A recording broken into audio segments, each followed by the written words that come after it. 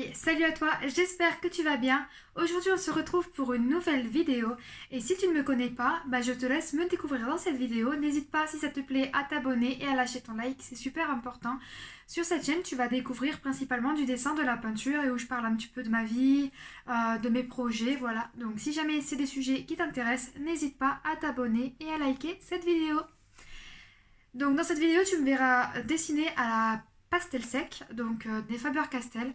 Donc, et je parlerai aussi un petit peu de mon défi d'octobre qui consistera donc à faire un dessin par jour tout le mois d'octobre, donc pendant 31 jours. Donc je compte faire plusieurs techniques. Voilà, donc si jamais ça t'intéresse, j'en parle un peu plus dans cette vidéo et c'est parti, générique.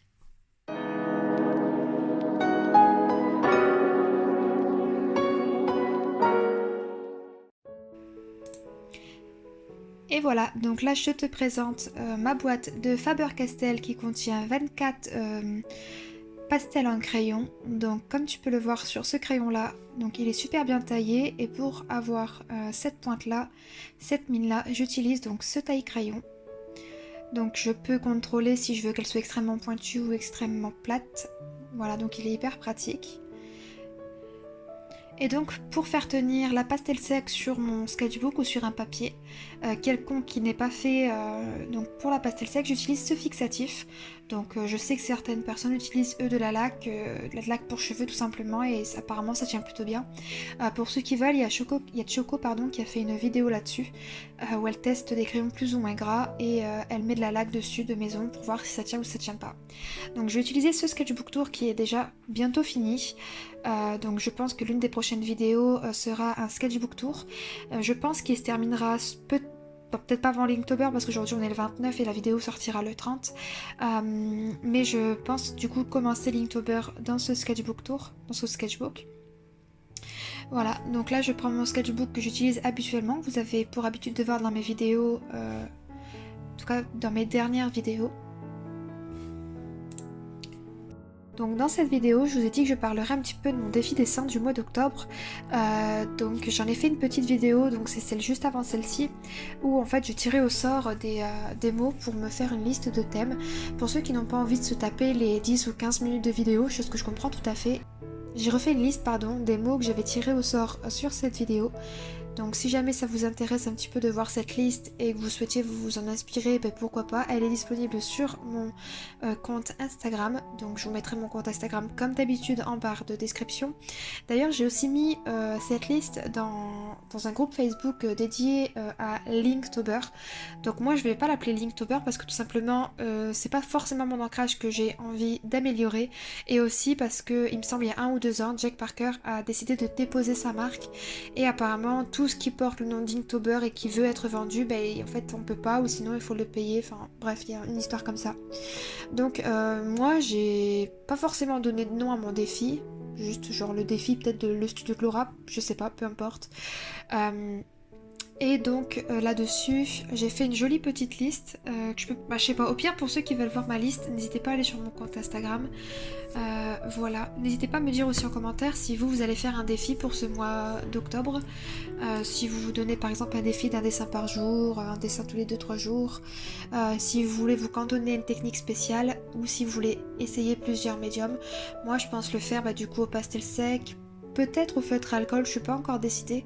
Ça va dépendre du sketchbook que j'ai. Parce que tous les papiers ne sont pas faits pour les feutres à alcool, il faut un papier spécial. Sinon, je pense utiliser de l'aquarelle, de la gouache, pastel sec, je l'ai déjà dit.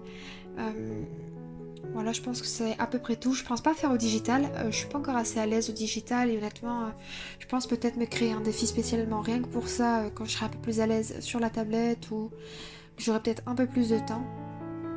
Parce que comme c'est un médium que je ne maîtrise pas encore, ça risque d'être beaucoup plus long qu'à faire à la main. Pour info, avant j'avais déjà fait quelques petites choses à la pastel sec qui s'étaient plus ou moins bien passées. Et depuis que j'ai vu la nouvelle vidéo de Mélanie Pelletier, je crois que c'est comme ça, j'avoue que j'ai eu très envie de me remettre à la pastel sec et surtout au paysage. Et j'avoue que je suis plutôt satisfaite de ce que j'ai fait pour le moment. enfin satisfaite, oui, mais je pense qu'il y a encore beaucoup mieux à faire. Pour ceux que ça intéresse, vous pourrez voir les résultats, donc enfin une partie des résultats sur mon Instagram. Et si vous voulez voir la totalité de mon sketchbook, il faudra du coup voir ma prochaine vidéo sketchbook tour, où là vous verrez vraiment l'entièreté de mon sketchbook. Après, je mets pas toujours tous mes dessins sur mon Instagram parce que sinon je vois pas l'intérêt d'aller venir voir mon sketchbook tour. Et mon objectif principal, c'est un petit peu de me faire connaître sur YouTube et pas trop sur Instagram. Instagram, c'est un peu un support où là, je peux appâter un petit peu les personnes et puis montrer un peu mieux ce que je fais parce que je trouve que c'est plus facile d'avoir de la visibilité sur Instagram plutôt que sur YouTube. Et donc, je trouve ça pas mal d'utiliser un peu Instagram à ces fins-là. Là, tu vas me voir utiliser donc un gratte-estompe. Donc moi personnellement, pour estomper, j'utilise soit le doigt, soit une estompe. Personnellement, je préfère quand même l'estompe parce qu'après, sinon, elle est vraiment très très sale. Et donc le gratte-estompe, moi personnellement, c'est un de la marque Arda. Et en fait, il y a un côté pour gratter l'estompe et donc gratter le papier et faire que du coup il devienne propre.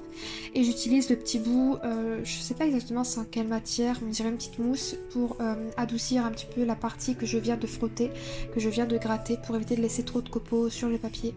Enfin après, je sais pas si j'utilise comme ça, mais moi personnellement, c'est comme ça que je l'utilise.